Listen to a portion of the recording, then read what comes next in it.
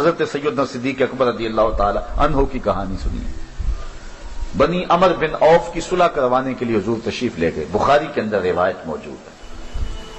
حضرت صدیق اکبر رضی اللہ تعالی عنہ سے مؤذن نے کہا کہ میں اذان پڑھوں تو آپ جماعت کروا دیں کیونکہ حضور کو تاخیر ہو گئی. انہوں نے اذان پڑھی, آپ مصلی پہ کھڑے ہو گئے. صحابہ پیچھے صفے باندھے کھڑے تھے. حضرت سیدنا صدیق اکبر مصلی پہ, بلکہ ترمذی کے لفظ ہیں ایام مرض میں حضور نے فرمایا کہ ابو بکر کو حکم دو کہ لوگوں کو نماز پڑھائیں. 3 مرتبہ کہا. اور جب حضرت عائشہ رضی اللہ تعالیٰ عنہا نے بار بار کہا کہ حضور وہ رقیق القلب ہے, کسی اور کے لیے حکم جاری کیجیے, تو حضور نے پھر فرمایا انتن صواحب نہ یوسف والی عورتیں نہ بنو, ابو بکر کو حکم دو. یہ بخاری کے لفظ ہیں. اور آگے ترمذی کے لفظ ہیں, حضور نے فرمایا لا ينبغي لقوم فیہم ابو بکر ان یؤمہم غیرہ, کسی قوم کے لیے مناسب ہی نہیں کہ ابو بکر ان کے اندر رہتے اور امامت کوئی اور کروائے. کہا انہیں حکم دو. حضرت ابو بکر صدیق مصلی پہ, لوگ پیچھے صفیں باندھے کھڑے. حضور جلدی فارغ ہو گئے تو تشریف لائے تو جماعت کھڑی تھی.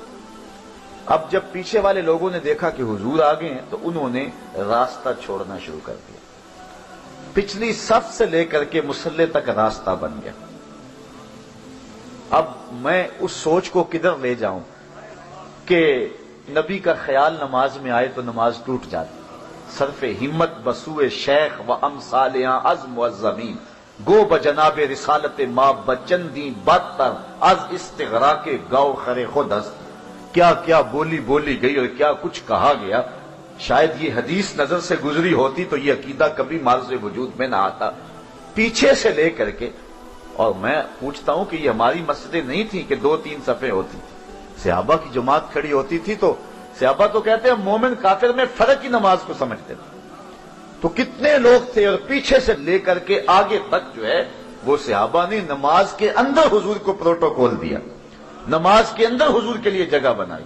بلکہ تصفیق کرتے تھے, ہاتھ کی پشت پہ ہاتھ مارنا تاکہ اگلے والے متنبہ ہو جائیں, اور وہ راستہ چھوڑے جاتے تھے حتیٰ کہ حضور پیچھے آگے پہلی صف میں پہنچ گئے. حضرت ابو بکر صدیق جب نماز پڑھاتے تھے تو وہ دائیں بائیں التفات نہیں کیا کرتے, لیکن صحابہ نے اتنی کثرت سے اپنے ہاتھوں کی پشتوں پہ ہاتھ مارے کہ وہ سمجھ گئے کہ کوئی غیر معمولی واقعہ پیچھے ہوا. جب انہوں نے غور کیا تو حضور کھڑے تھے. حضرت ابو بکر صدیق رضی اللہ تعالیٰ عنہ جو نماز پڑھا رہے ہیں انہوں نے مصلی سے پیچھے سرکنا شروع کیا.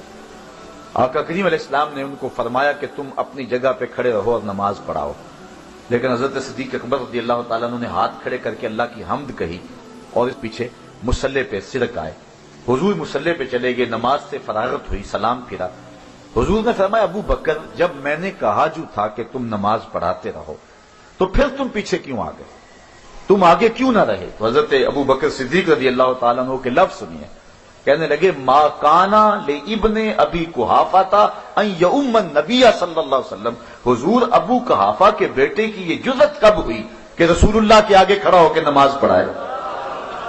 تو حالت نماز کے اندر بھی حضور سے پیچھے آ گئے اور پیچھے سرک آئے, تقدم اختیار نہیں کیا ہے. تو کہا اے ایمان والو, اللہ سے اور اس کے رسول سے آگے نہ بڑھو, واتقوا اللہ, اور اللہ سے ڈر جاؤ. ان اللہ سمیع علیم, بے شک اللہ سنتا جانتا ہے.